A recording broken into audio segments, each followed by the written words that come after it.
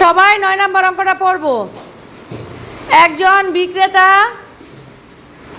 কৃষকের কাছ থেকে সবজি কিনে 40% লাভে 6,300 টাকা বিক্রি করেছেন। সবজিটির ক্রয় মূল্য কত? মানে একজন বিক্রেতা সবজি কিনছে কত টাকা লাভে? 40% লাভে। তো 40% লাভ বলতে আমরা কি বুঝি? মানে 100 টাকায় লাভ হবে 40 টাকা। যদি আমরা 100 টাকা দিয়ে কিনি তাহলে লাভ হবে কত? 40 টাকা। এখন 6,300 টাকায় সে বিক্রি করলে সবজিটির ক্রয় মূল্য কত ছিল? তার মানে ক্রয় মূল্য কি বের করতে হবে। যেটা বের করতে হয় সেটা কোন দিকে লিখতে হয়? ডান দিকে। আর অন্যগুলো কি বাম দিকে। তাহলে আমরা এখন প্রথমে কি বের করব? 40% লাভে লাভ হইলে কত টাকা বিক্রয় মূল্য হতো। চলো তাহলে করি। তাহলে 40% লাভ, 40% লাভ বলতে কি বুঝি? 100 টাকা দিয়ে যদি কিনি তাহলে লাভ হবে কত?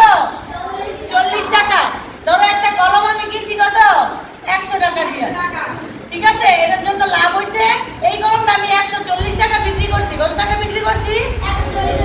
40 টাকা। তাহলে আমার লাভ হইছে কত? 40 টাকা। 40 টাকা। তাহলে পার্সেন্ট মানেই তো 100, 100 না? তাহলে 100 টাকা দিয়ে যদি কিনে থাকি তাহলে লাভ হবে 40% লাভ হবে কত? 40 টাকা। বুঝতে পারছো? জি। 40% লাভে বিক্রয় মূল্য, বিক্রয় মূল্য কি হবে? 100 যোগ 40। বুঝতে পারছো?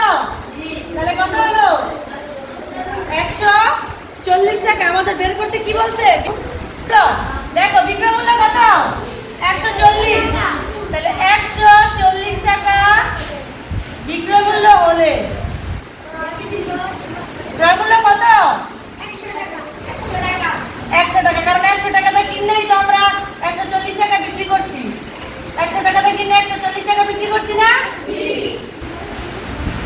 তাহলে ক্রয় মূল্য 1 টাকা বিক্রয় মূল্য হলে ক্রয় মূল্য কত হবে? বেশি হবে না কম হবে? কম হবে। কম হলে কি করতে হয়? তাহলে কত টাকা দেওয়া আছে? 6,300।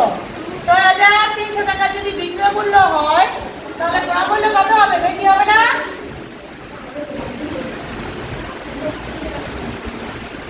ঠিক আছে, এখন যদি আমরা কাটাকাটি করি, এই শূন্য এই শূন্য, 4, 7, 8, 9, 10, 11, 12, 13, 7।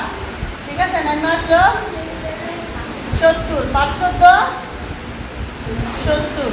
ঠিক আছে, তাহলে 14 দিয়ে কাটলে 45 বার। ঠিক আছে, তাহলে 45 দিয়ে যদি আমরা গুণ করি, শূন্যের গুণ, শূন্য দুটা নামাই দিলাম, 45 থেকে 45। তাহলে ক্রয় মূল্য কত? 4,500।